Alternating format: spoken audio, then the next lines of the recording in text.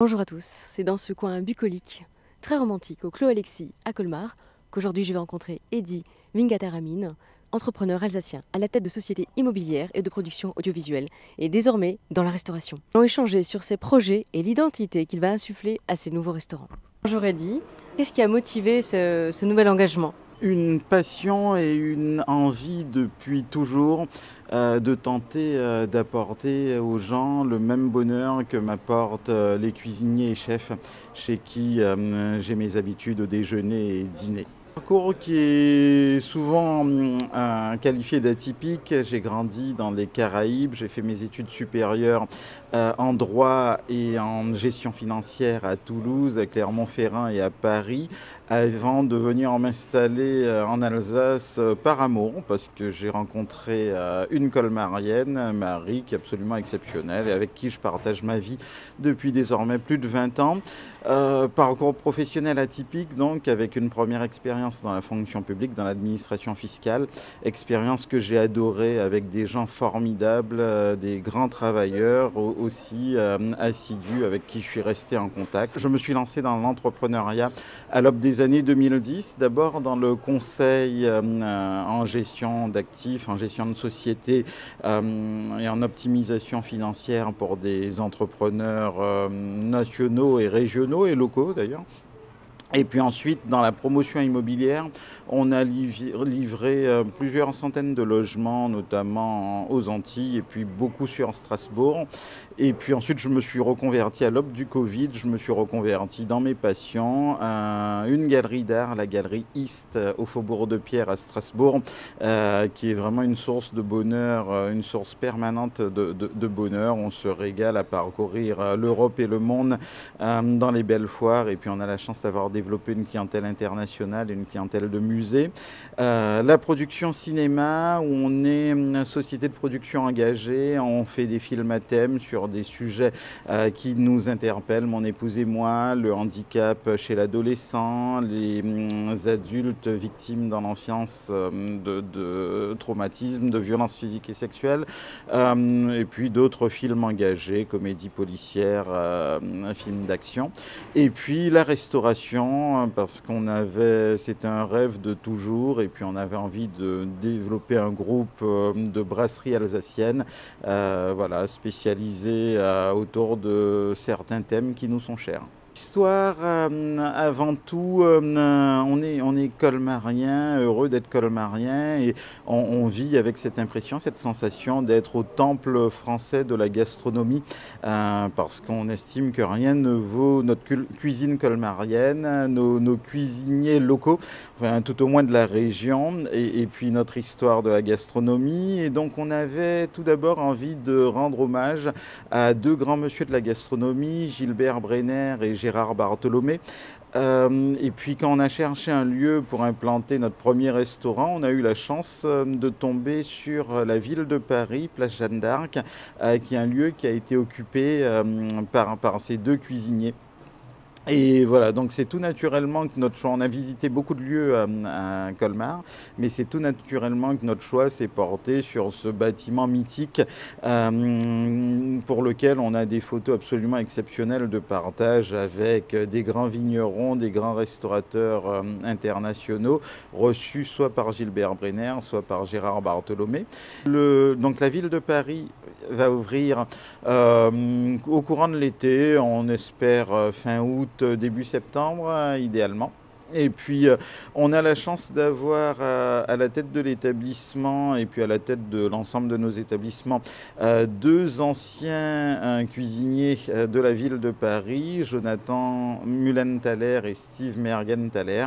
Voilà, et ça a été un bonheur absolu dans notre casting de trouver deux personnes qui avaient déjà longuement travaillé dans cet établissement, qui avaient partagé beaucoup de temps avec la famille Bartholomé et qui rêvait de venir d'y retourner travailler. Ce sera une cuisine résolument alsacienne école marienne, quelques innovations par rapport à ceux qui existaient, mais dans l'ensemble, comme nos deux cuisiniers maîtrisent en plus toutes les recettes de Gérard Bartholomé, on va remettre quasiment toutes les recettes de Gérard à la carte et puis les enrichir de quelques petites choses, une salade de soliles façon César que Jonathan adore cuisiner, un duo de riz de veau et rognons que Steve adore préparer. Voilà, des touches un peu plus personnelles, pour certaines plus contemporaines également.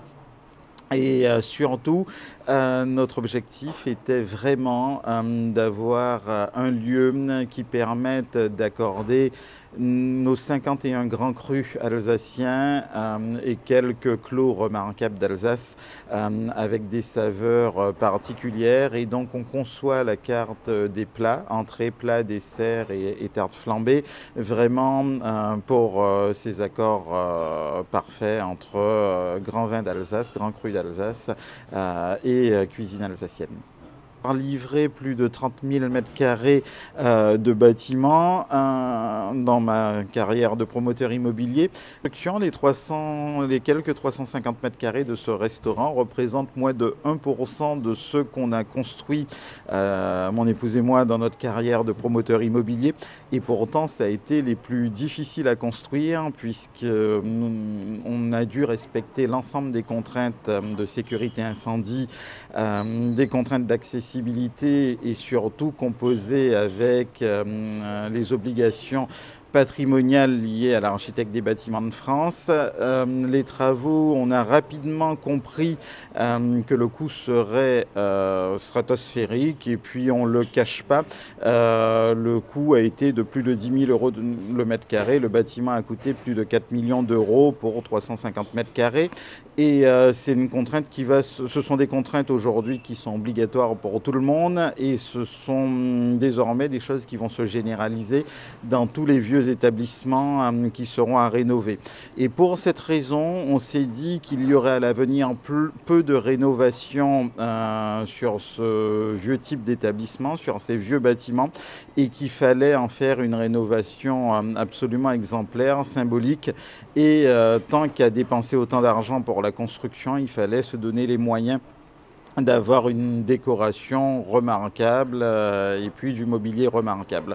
Donc on a eu la chance d'avoir l'accord de Pierre Gonalon qui est aujourd'hui très réputé au niveau mondial dans les classements en tant que designer et architecte d'intérieur, qui fait de grandes maisons italiennes, parisiennes, new-yorkaises et qui nous a fait l'honneur d'accepter de faire notre restaurant. Donc Pierre a tout pensé, tout designé. On voulait un style résolument alsacien et colmarien. On voulait des tons rouges et verts qui sont les tons de notre blason colmarien.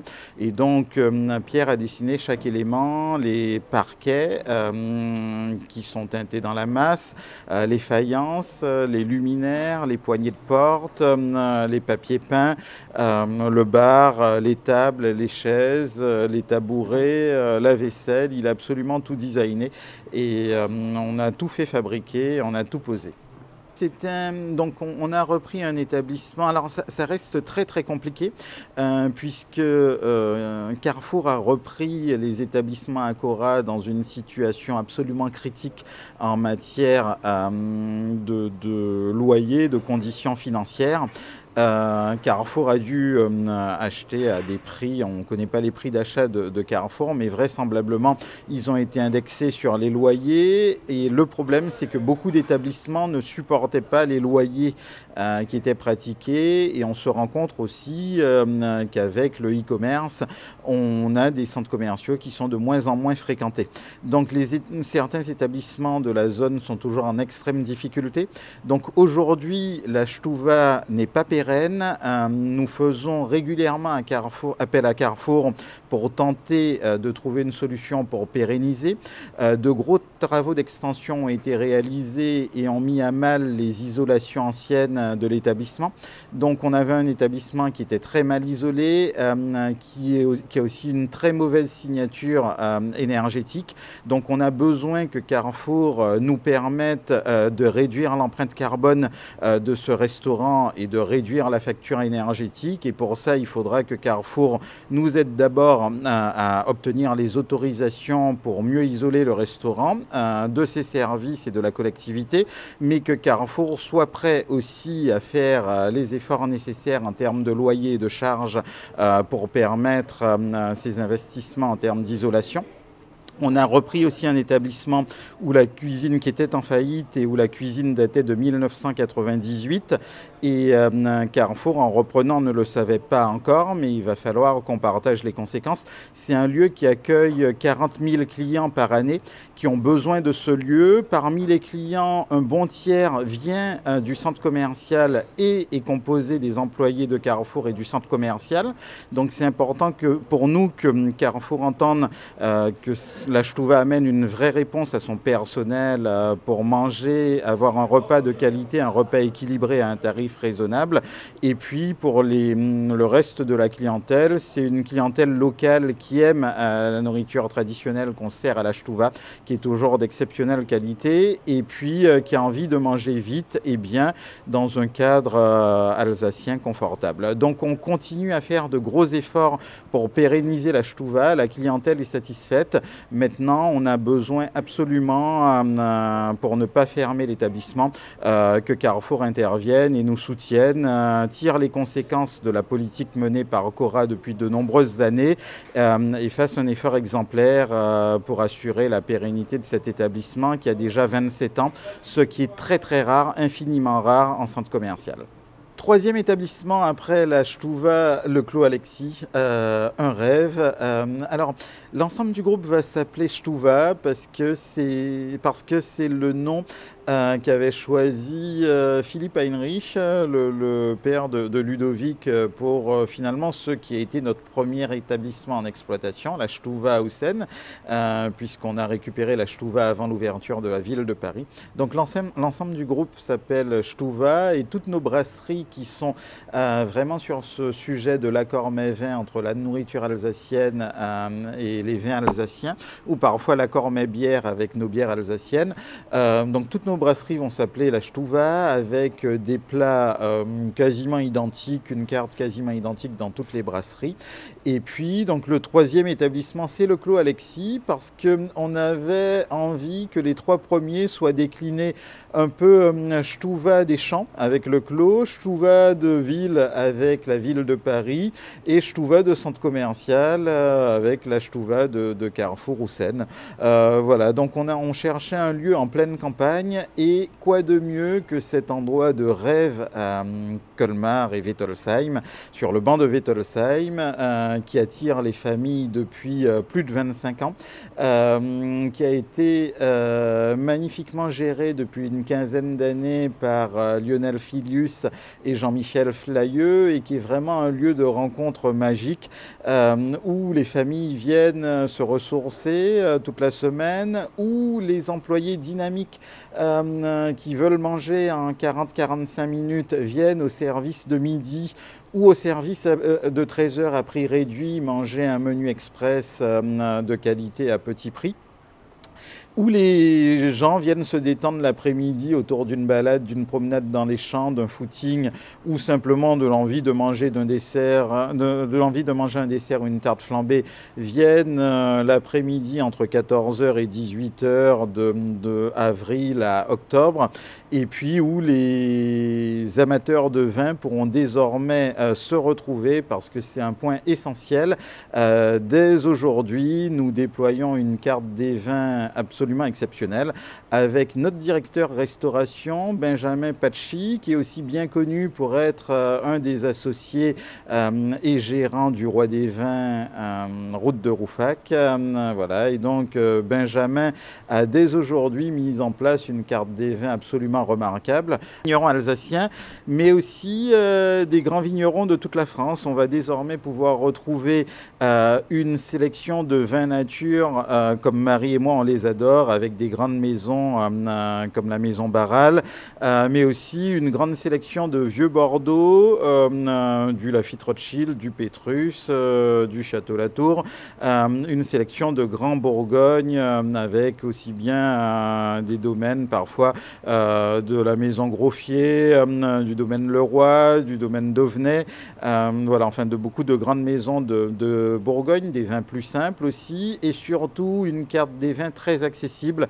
avec de très beaux vins à partir de 25 à 30 € la bouteille.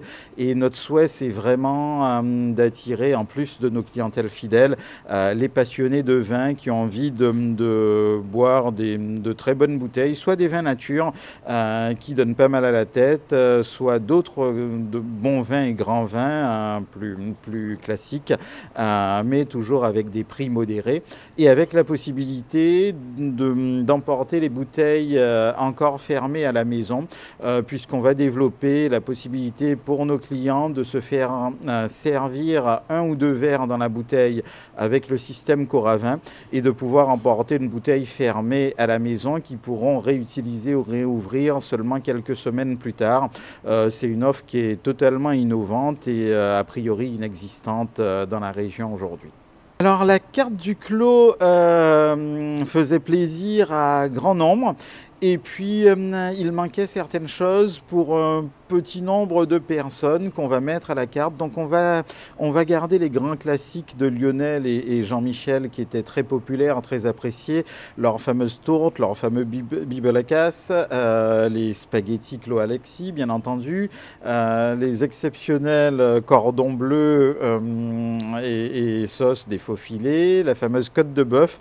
Ils ont transmis toutes leurs recettes à notre équipe qui est déjà au fourneau depuis 3 mois et pour l'instant ça se passe bien. Et puis à partir du 15 juillet on va enrichir cette carte de quelques petites choses, la salade de Solilès, de belles salades avec notamment la salade de Solilès façon César que Jonathan aime nous faire, un beau suprême de volaille, quelques poissons, de la côtelette d'agneau, donc voilà une offre un petit peu plus large, une offre aussi végétarienne enrichie en salade et puis voilà pour l'essentiel. Les desserts vont rester, même si on va ajouter quelques petites spécificités qu'on a envie de mettre avec une sauce chocolat d'exception, une sauce chocolat résolument maison et exceptionnelle pour les grands desserts. Voilà, des menus sur mesure aussi et voilà, c'est l'ensemble des changements en cuisine, donc changements légers mais susceptibles d'attirer la petite partie du public qui était moins viande et qui ne retrouvait pas forcément suffisamment d'offres en volaille, en poisson ou en salade. On va également développer une offre qui m'est chère parce que je suis moi-même diabétique et c'est plus on qualifie souvent le diabète de maladie, c'est simplement un petit souci de santé plus qu'une maladie avec lequel on vit très bien chez soi, mais on vit mal à l'extérieur parce que peu de restaurants sont sensibles au sujet. On est par exemple dans la première gastronomie vendu, on trouve la pizza et les pâtes. Pourtant, on trouve très très peu de pâtes à pizza pour diabétiques et de pâtes pour diabétiques. Et on sait aujourd'hui que ce sont des produits qui doivent concerner non seulement les diabétiques, mais tous les gens qui ont envie de manger de façon un peu plus saine avec un IG bas. Et donc on va promouvoir des produits à IG bas, là aussi à partir du 15 juillet. Jonathan sera aux manettes pour proposer des choses innovantes et pour proposer aux gens qui soient diabétiques, qui soient en surpoids ou tout simplement qu'ils ont envie de manger un peu plus sainement, des menus avec un IG bas. Nous sommes tombés amoureux du charme de cet endroit parce que c'est un endroit qui est bucolique au possible, qui est au milieu des champs, qui est un peu perdu, qui a aussi une histoire familiale avec une clientèle incroyablement fidèle depuis plus de 20 ans. Les gens aiment s'installer au bord de l'étang ou s'appuyer sur les barrières et regarder les carpes patauger dans l'eau. Ils aiment regarder la végétation. Et puis d'ailleurs, la gentillesse des cédants nous a permis d'anticiper les travaux pour l'été et de commencer déjà à réaliser une partie de ce qu'on finira l'année prochaine. Une terrasse exceptionnelle et couverte au bord de l'étang, un éclairage remarquable pour mettre en lumière cette magnifique végétation et cet étang, une rénovation et rafraîchissement de la zone de jeu et puis d'autres choses vont suivre.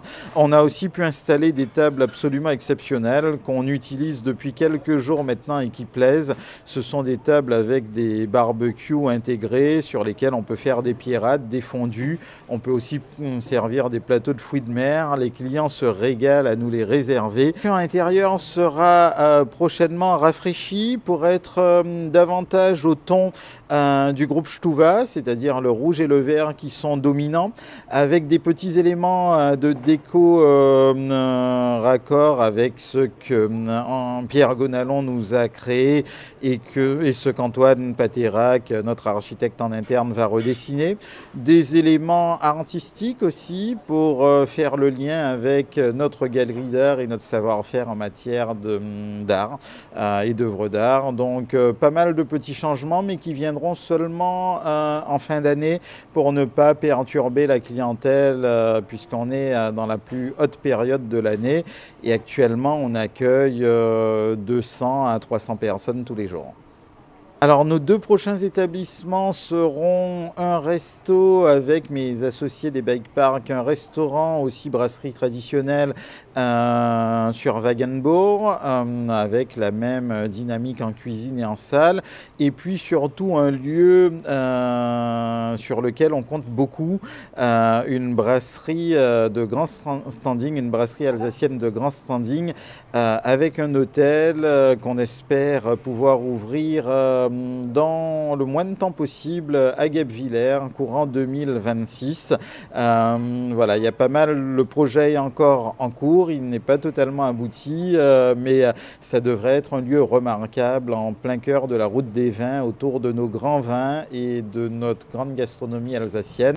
Je dois dire que dans notre parcours d'investisseur, il a été tellement difficile qu'un de nos souhaits, ça a toujours été de nous tourner vers des activités qui nous permettaient à la fois de communiquer, de donner du bonheur aux gens, de communiquer du bonheur, de leur donner du plaisir, mais aussi de montrer notre savoir-faire. Et dans les parcs de sport, c'est permettre à des familles de passer un moment de 7 à 77 ans, enfin même de 3 à 77 ans, de passer un moment en famille ou entre collègues pour des séminaires ou avec des écoles, de s'éclater ensemble en faisant du vélo. Dans l'art, c'est amener du bonheur aux gens, mais y compris dans des structures plus difficiles, amener de l'art dans les hôpitaux ou tout simplement dans les écoles, communiquer du bonheur. Dans l'immobilier, on a choisi d'aller vers le beau parce que l'idée c'était que les gens au quotidien prennent du bonheur à être dans un lieu confortable,